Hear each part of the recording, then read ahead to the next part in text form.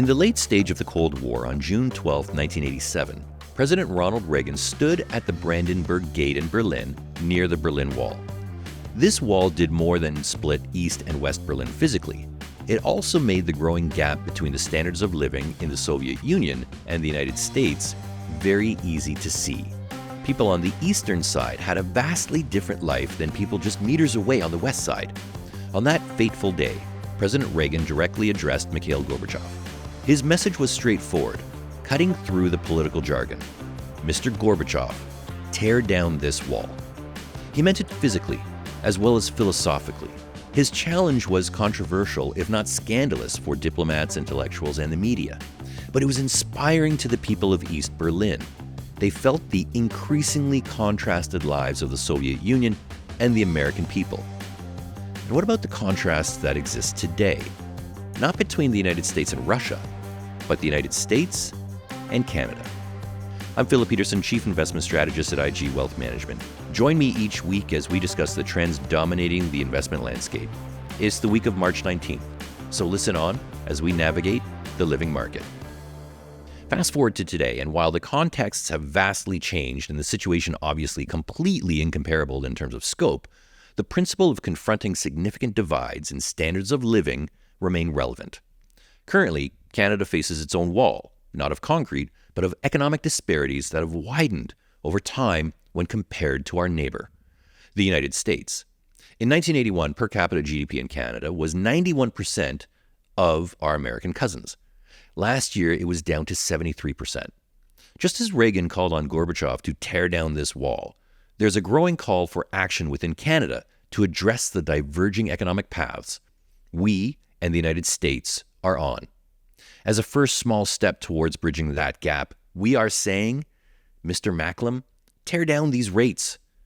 There are many reasons to do so, and few reasons not to. The fight against inflation is one. The Consumer Price Index for February came in only modestly higher on a month-over-month basis at 0.3%. Inflation came in lower than the January print and much lower than the 3.1% expected on a year-over-year basis. We're down to 2.8% inflation year-over-year. The lower inflation gave the Bank of Canada some breathing room on the path for rate cuts. At 0.3% month-over-month, inflation continues along its lower path to normalization, especially considering how much lower that consensus expectation it was. Such a surprise is sure to force a rethink of the potential for rate cuts by investors.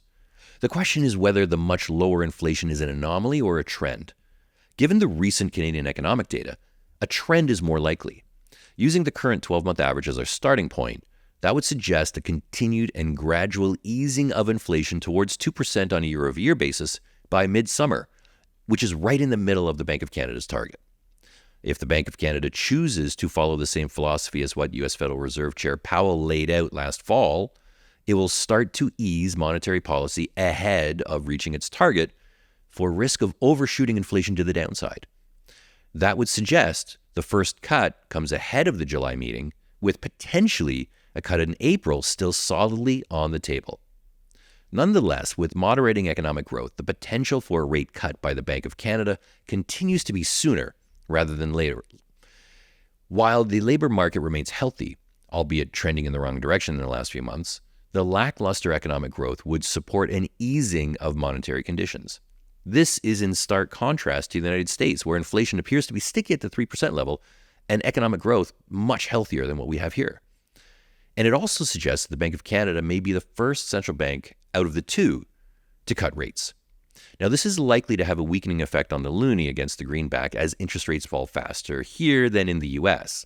Economic growth and inflation are not on the same path in Canada as in the United States, so we shouldn't expect our monetary policy to be on the same path either. We continue to believe the greater risk lies in a potential policy mistake should the Bank of Canada hesitate on rate cuts and leave any potential for rate cuts later in the year as opposed to now, which we feel is prudent and justified. This is Philip Petursson, and you've been listening to The Living Market. If you've enjoyed this podcast, please take a moment to rate it or share it with colleagues and friends. It will help other like-minded individuals find us. Thanks for listening. The content of this podcast, including facts, views, opinions, and recommendations, is not to be used or construed as investment advice and is not an offer or an invitation to buy or sell any security. The content of this podcast should not be relied upon for any purpose, and IG Wealth Management is not responsible for any reliance upon it. This podcast includes forward-looking information that reflects our current expectations or forecasts of future events.